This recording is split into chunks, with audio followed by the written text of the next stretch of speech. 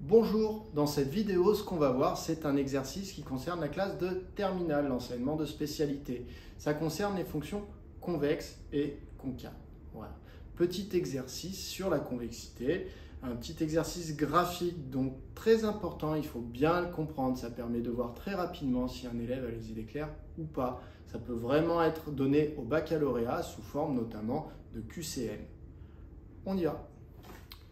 Alors, dans cet exercice, on nous dit les réponses seront justifiées à l'aide d'arguments graphiques. On a une fonction f qui est définie et deux fois dérivable sur moins 3, 3. On note f' sa dérivée et f seconde sa dérivée seconde. La courbe représentée sur le graphique ci-dessous, c'est cf', c'est la courbe représentative de f'. Première question, déterminer le sens de variation de f sur 0,2. Alors, l'essentiel de ces exercices qui relient une fonction, sa dérivée seconde, et qui nous parle de variation et de convexité, c'est ce tableau. Il faut vraiment connaître ce tableau pour pouvoir parler un petit peu de convexité, notamment d'une fonction. Donc, on a trois fonctions. La fonction f, sa dérivée f' et sa dérivée seconde, f seconde. Chacune des trois fonctions a son propre signe, ses propres variations, sa propre convexité.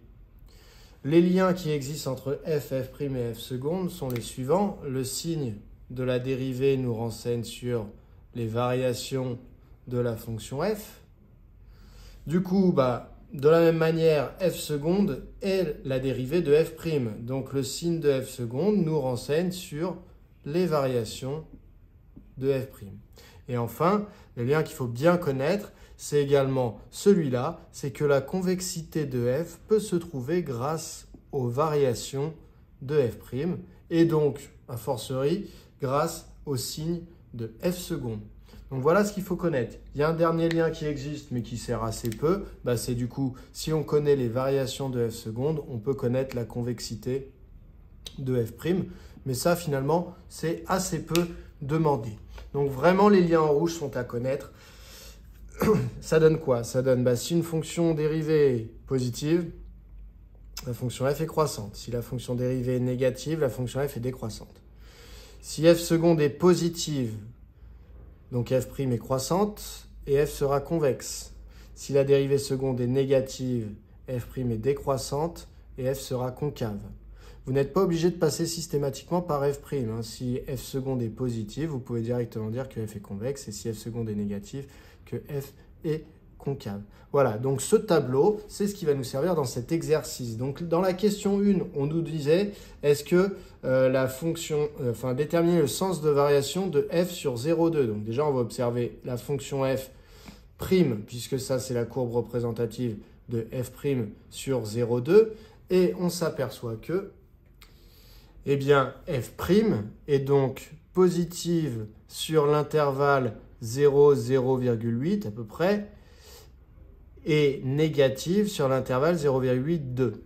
Donc attention, faites bien attention, cette courbe est la courbe de f'. Donc si on nous demande les variations de f sur l'intervalle 0,2, on me demande du coup les variations de f sur l'intervalle 0,2. Je regarde donc le signe de f' sur 0,2, puisque ça, c'est la courbe représentative de f'.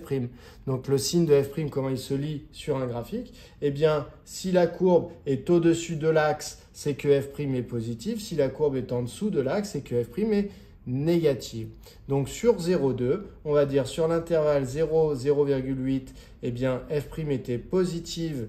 Donc, ça veut dire que f est croissante. Et sur l'intervalle 0,8, 2, f' est négative, donc je peux dire que f est décroissante.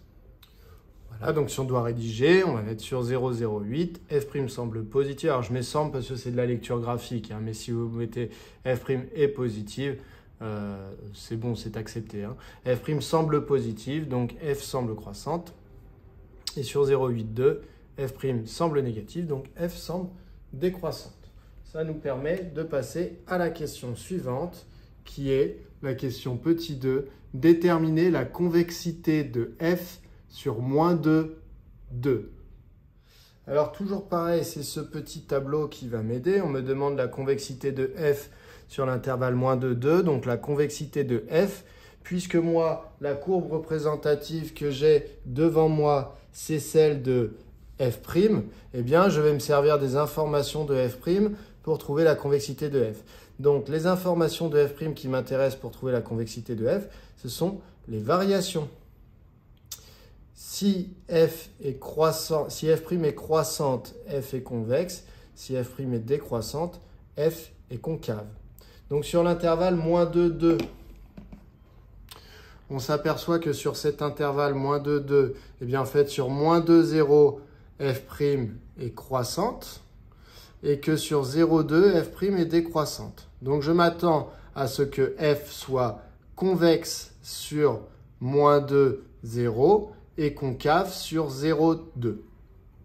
Donc, une fois rédigé, ça donne sur -2, 0, f' semble croissante, donc f semble convexe, ce lien-là, encore une fois.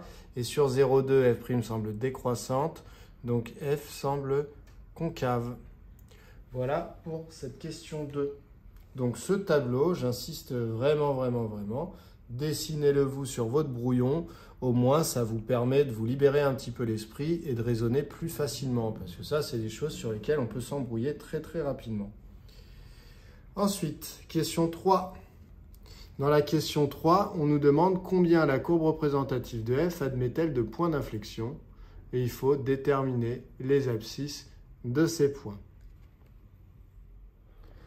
Alors, petit rappel, petit a est l'abscisse d'un point d'inflexion pour la courbe CF si et seulement si la dérivée seconde de f s'annule en a en changeant de signe. C'est-à-dire qu'elle a un certain signe avant petit a, en petit a elle vaut 0 et après petit a elle a un autre signe. Donc elle passe de plus à moins ou de moins à plus. Ça veut dire quoi s'il y a un changement de signe pour f seconde? Ça veut dire tout simplement qu'il y a un changement de convexité pour f. Soit elle passe de convexe à concave, soit de concave à convexe. Ça veut dire quoi pour f'? Ben, s'il y a un changement de signe pour f seconde, ça veut dire que sur f', ça va s'exprimer comme un changement de variation. Donc, il faut que la dérivée seconde soit égale à 0 et qu'elle change de signe. Donc ici, au niveau de f', eh bien, ça veut dire que je veux qu'elle passe de croissante à décroissante ou de décroissante à croissante. Et je veux que la dérivée d'f' soit égale à 0. Ça veut dire que f', la courbe représentative de f', si sa dérivée à f', c'est-à-dire f seconde, vaut 0, ça veut dire que la courbe de f' va avoir des tangentes horizontales, puisque f seconde, la dérivée seconde, c'est-à-dire la dérivée première de f', eh bien, représente les coefficients directeurs des tangentes à la courbe CF'. Donc en fait, ici, je m'aperçois que f' eh bien, est d'abord décroissante puis croissante. Donc, ici, à l'abscisse -2, eh bien, je m'aperçois que, déjà, elle va avoir une tangente horizontale, c'est-à-dire que sa dérivée à f' s'annule. Donc, f seconde vaut 0 pour x égale -2. Et en plus, f' passe de décroissante à croissante, donc la dérivée seconde, elle est passée de négative à positive. Donc, en -2, la dérivée seconde, elle passe de négative à positive en passant par 0. Donc, premier point d'inflexion, ce sera le point qui a pour abscisse -2. Ensuite, ici, on va avoir pareil, un changement de variation pour f'.